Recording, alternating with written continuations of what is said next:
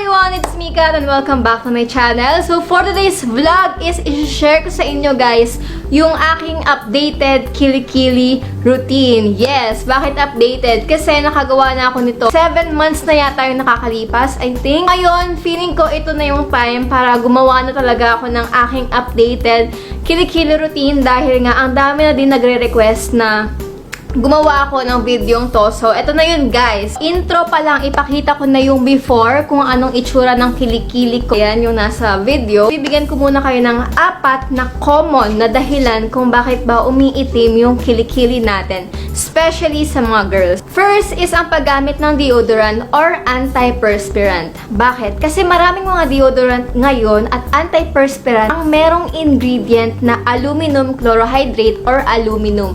And ano nga ba ang aluminum? Guys, ang aluminum active ingredient yan ng mga deodorant or antiperspirant kung saan siya pumipigil sa pag-produce ng pawis ng kilikili natin. And sa katagalan, meron siyang side effects na hyperpigmentation o ang pangitim ng kilikili. Hindi ka nga nagpapawis, hindi ka nga nangangamoy, pero dang, pwede palang magdilim ang kilikili mo. Tatanungin niyo ako kung nagde-deodorant ako. Yes, and ang ginagamit ko is itong si Deonat na aloe vera na deodorant spray. It's antibacterial, paraben-free, and aluminum chlorohydrate free. Also guys, bonus kasi aloe vera siya. And to be honest, pag ginagamit ko to, oo, nagpapawis ako. Hindi siya nakakapigil talaga ng sweat eh. Pero pag ginagamit ko siya, talagang amoy fresh, tapos ang bango ng kilikili mo, hindi amoy pawis, tapos hindi naglalagkit yung kilikili mo. Yun yung maganda sa kanya. Mura lang to and madali pa siyang hanapin. Sa Watsons ko lang to nabili. Next is shaving. Ako aminado ako, guilty ako dito. Bakit? Kasi kapag ka nagsishave tayo guys, may friction. Yung buhok na natatanggal kapag ka nagsishave tayo. Diba dun lang sa surface ng skin natin, pero yung roots ng hair, hindi siya natatanggal, hindi siya sumasama. Mas nagkakaroon ng shadow and mas nagiging maitim tingnan yung kilikili natin. Lalo na kung wala kang mga treatment na ginagawa like IPL or laser tapos nagsishave ka. Paano kung may iwasan ang pag-shave? Eh ayaw ko din naman gumastos ng malaki para magpunta sa clinic at magpa-laser. Ang ginawa ko, bumili ako ng IPL device. IPL device, yes, traditional na way to guys. Talagang luma na to kasi ang modern is yun, yung pag-laser ng kilikili. IPL device ko is ito, nabili ko to sa Lazada.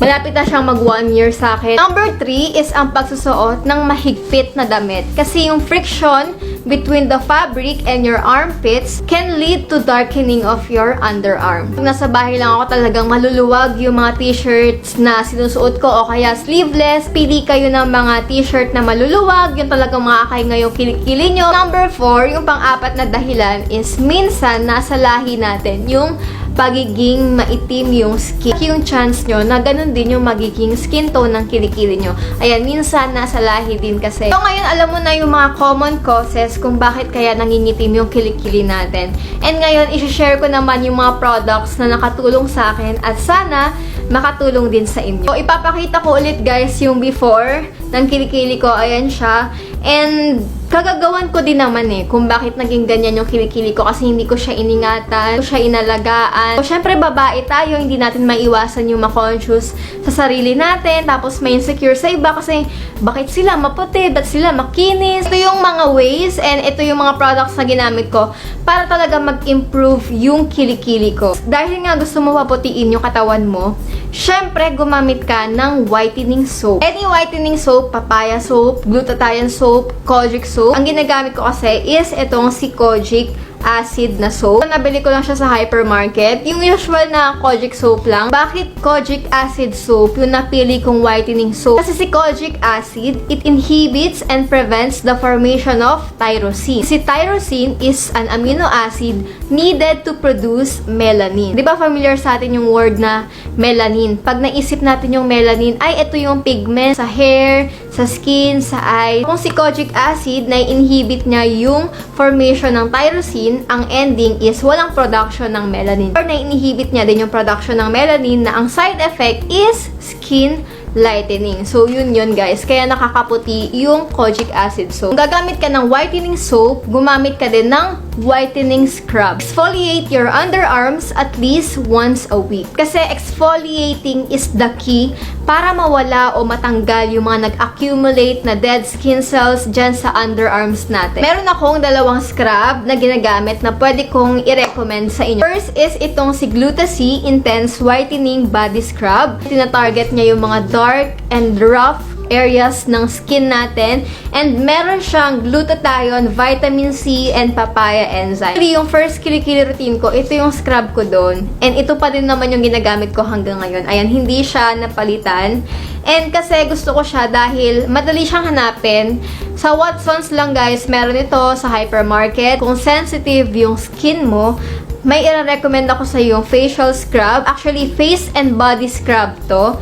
Ito si Lux Organics Face and Body Scrub na aloe vera apricot scrub with vitamin C. Magandahan dito guys, yung beads niya talagang sobrang fine and hindi kayo may irritate, lalo na kung sensitive yung skin nyo. Mara-recommend ko sa mga vegetarian kasi pang face to and pang body. Unlike dito kay Gluta-C, hindi siya pwedeng pamukha guys kasi masyado siyang magaspang. Talagang ramdam na ramdam mo yung beads pag ito yung ginagamit mo. Pero ito guys, para ka lang naglo-lotion. Sobrang sarap niya sa feeling, tapos nakaka-moisturize pa siya ng skin. So, it's paraben free.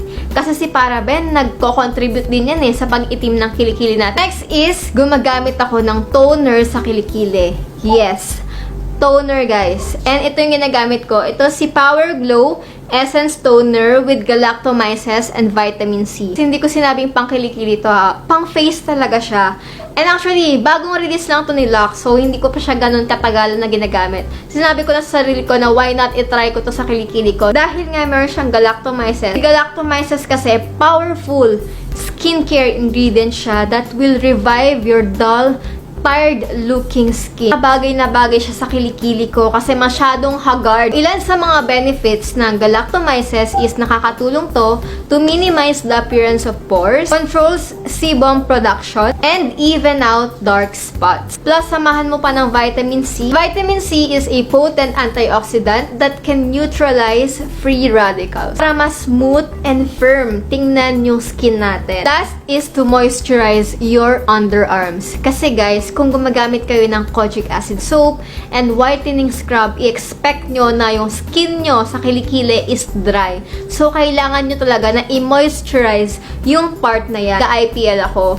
And ang sabi sa IPL, ang recommended na moisturizer after mong mag-IPL is ang paglalagay ng aloe vera gel. Ang aloe vera gel na ginagamit ko is walang iba kundi itong si Soothing Gel na aloe vera and snail ni Lux Organics. Ayan yung itsura niya. Make sure na dapat meron kayong pang-prevent ng skin irritation and pang-soothe ng skin. Take note guys, meron siyang snail secretion filtrate. Si snail secretion filtrate o yung tinatawag nilang snail mucin or yung slime ng snail, ginagamit yan para mas ma-improve yung skin texture nyo. Kung meron kang chicken skin o di kaya magaspang yung kilikili mo kasi na-irritate, perfecto, makakatulong talaga tong product na to sa inyo. Kung ano yung kinaganda niya sa kilikili, mas maganda siya kung i-apply nyo siya sa face. Because snail secretion filtrate can fade your acne scars, stretch marks, and wrinkles. Kaya nga sumikat yung facial na, alam mo yun, naglalagay talaga sila ng snail sa mukha. And for sure guys, mahal yun. At sa ibang bansa, meron nun. So, san ka pa, diba? Nilagay na nila dito sa isang tub yung snail slime. So, hayahay na yung buhay mo. Hindi mo na kailangan gumastos ng malaki. And bukod sa moisturizing, firming din siya and for brightening. So, sabi ko, perfect talaga pang kilikili to. Pag gagamitin nyo siya, pwedeng umaga and pwedeng gabi. Kahit lang kayo ng konti, tapos ma-absorb na siya agad ng skin nyo. Bago kayo matulog, maglagay kayo ng onte, tapos i-leave nyo overnight. Banlawan nyo na lang, ayun, sobrang presko niya sa pakiramdam. Napaka-moisturizing niya sa feeling, and alam mo yung parang nag-stretch yung kilikili mo tapos hindi siya magaspang and hindi din siya nakaka-irritate ng skin. So, yun yung nagustuhan ko kay Snail kasi maganda yung pinakita niyang performance sa mukha ko. Kaya nga sabi ko, bakit hindi ko i-try sa kilikili. Kung mapapansin mo na ang lambot talaga niya sa kilikili, ang lambot niya sa skin. Hindi siya mabaho o hindi siya nakaka-apekto sa amoy ng pawis sa kilikili natin. Yun yung maganda sa kanya. Kung i-compare mo siya sa ibang soothing gel, mas better yung absorption nitong si Snail Aloe Vera Gel. Also, kung nagtitipid kayo or kung gusto nyo lang siyang itry, meron siyang sachet version. Actually, ito, yung tub, kapag ito yung binili nyo, parang laking tipid yung magagawa nyo. Kasi, yung tub na to, siguro, hindi nyo siya mauubos ng 6 months lang eh. Tatagal talaga siya sa inyo ng matagal. Kasi ako, hanggang ngayon, ayan nakakalahati ko na siya, pero hindi pa din siya ubos. Guys, araw-araw ko itong ginagamit sa buong katawan, sa face, sa kilikili, pwede sa singit, sa paa, sa kuko, sa kamay, sa buhok, kahit saang parte ng katawan nyo siya ilagay. Yun yung kagandahan sa aloe vera gel kasi kung hindi siya effective sa face nyo, pwede nyo siyang ilagay sa kilikili tulad ng ginagawa ko o kaya pwede nyo siyang gawing lotion, pwede nyo siyang ilagay sa paa, pampatanggal ng kalyo. Madami siyang uses, guys. Hindi lang siya basta sa face. Bonus lang kasi meron siyang snail secretion filtrate. Sobrang laking tulong, no? Na-try ko na din yung kanilang green, yung plain na aloe vera gel. Bumibili din ako ng travel size kasi mahilig kami mag-travel. Mura lang siya, wala pa yatang 100 pesos. Nasa 99 pesos lang siya. And kung kita nyo naman, ayan, ubos na siya. Pero sisimutin ko pa to kasi sayang. That's it! Thank you so much for watching.